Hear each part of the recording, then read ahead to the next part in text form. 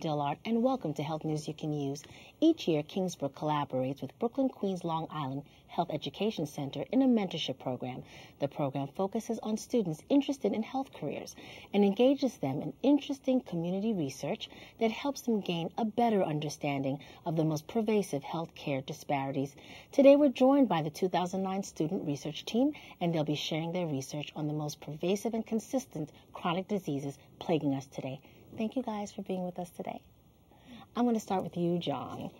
Tell me the focus of your research project and why you chose that. We focused on HIV in Hispanics in Bushwick and Brooklyn and the Dominican Republic. And we chose that. It appealed to us, really, because living in such a metropolitan area, we thought that there would be health care available to these people. But there really wasn't. The access to it is really limited for them. You found a disparity. Yes.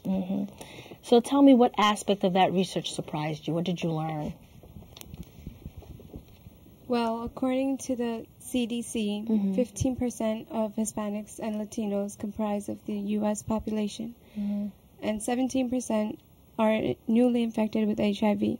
Of those 15%, 66,000 Dominicans are infected with HIV. It's very high. It's a very high prevalence. And did you find that women were more at risk than men? Yes, women were because more. that seems to be the prevalent trend across the board. It doesn't matter with ethnicity. I think that women are definitely more at risk. Give me some basic statistics about what you learned. I just heard the 66,000, but in terms of hitting closer to home regionally, what are the numbers there? Well, about 2,500 people live with it in Bushwick, and there are 252 cases diagnosed annually there, and around 83 of them die every year. All right, okay. And what did you find out about resources in terms of getting help, in terms of getting education? What? Well, the first thing anyone can do is get educated to the public and whoever has HIV also. And going to a clinic just to get tested is the best way you can help yourself, because if you get tested earlier, you can get treatment earlier. Maybe you can even get cured. Right. Well, there is actually no cure for HIV or AIDS, but those who are infected with HIV, if they are treated early enough, they can definitely live longer lives, and so that's definite. Let me just ask you a question. Do young people in your school or within your circles talk about HIV?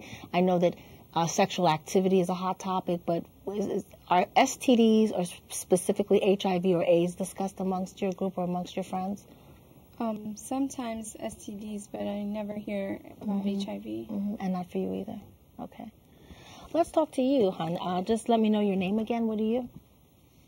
Hi, Marala Kay. Marala Kay. And our topic was obesity in East New York and also in the Caribbean. Okay, great. So tell me what you learned. Why you chose that topic, actually? Why was it appealing to you? Well, it was appealing to us because when we were looking at the availabilities of topics, it was one that actually really caught our interest because it's something that can be easily prevented, and it's choices that are made that cause you to have obesity. Experience obesity that's out of control. So what aspect of the research did you find that was really surprising to you when you kind of really got into the in-depth information? Well, the high prevalence one, the fact that coming from East New York, that I didn't realize there was such a high prevalence of obesity in that neighborhood.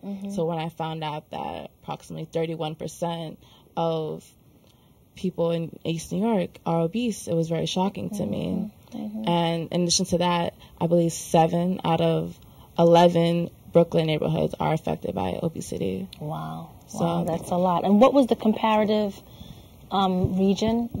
Yes, my name is Jason. We also did the study in the New York City area with a focus in East New York, and then we did the Caribbean. We didn't want to focus on one country. We focused on a number of countries. And what we found down there is that 58% of the women are affected with obesity, and 22% of the women are. The men. Of the men are affected with obesity. So it's also a really major problem down there as it is in the United States. So that's why we focus in these two regions, because we found that in the past years, obesity in the Caribbean actually in the Caribbean actually went up. Likewise in the United States. The United States now ranked number 1 with the highest prevalence of obesity with 30%. We actually did the calculation, and that worked out to something around 90 million people in the United States are affected by obesity. And in addition to that statistics, just to give people kind of how major of a problem this is, there's 350 million people worldwide that's affected by obesity. So you can imagine, of that 350 million people worldwide, 90 million is from the United States. Right. And we only have a population of 300 million. Yeah, absolutely. So and it's going to be more pervasive here than anywhere else in the world. So